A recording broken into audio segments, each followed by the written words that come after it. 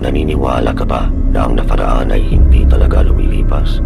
Na ang mga pader na nakikita natin araw-araw ay may mga mata at may mga tinatagong sikreto na naghihintay lang ng tamang pagkakataon para maningil?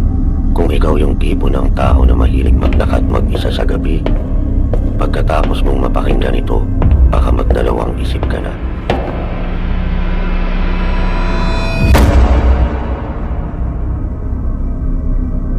Magandang gabi sa inyong lahat.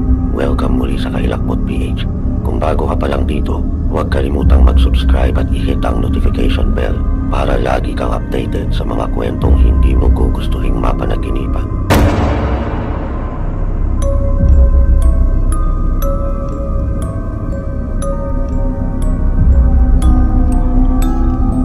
Ako nga pala si Eric, isang history student sa isa sa mga universidad dito sa Maynila.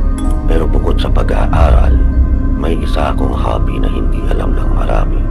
Ang urban exploration o ang pagpasok sa mga abandonado o lumang lugar tuwing gabi.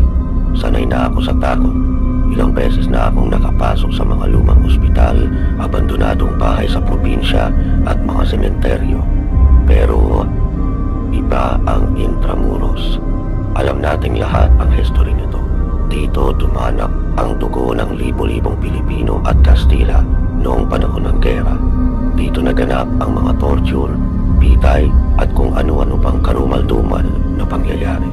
Sabi nila, kapag sobrang daming namatay sa isang lugar, naiiwan ang enerhiya nila. Parang mantsa na hindi na naaalis kahit ilang beses pang pinturahan ang mga pader. Ang kwentong ibabahagi ko sa inyo ngayon ay nangyari noong nakaraang buwan lang. October 30, bisperas ng Undas. Akala ko magiging isang simpleng vlog lang ito para sa project ko.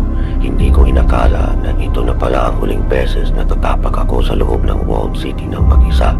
Alas 11 na ng gabi noon. Medyo umaambon kaya wala masyadong tao sa kalsada. Kung pamilyar kayo sa Intramuros, alam niyo na kapag gabi, nagiging kulay kahelang paligid dahil sa mga lumang poste ng ilaw. Maganda siya tingnan sa pictures pero sa personal, nakaka-suffocate.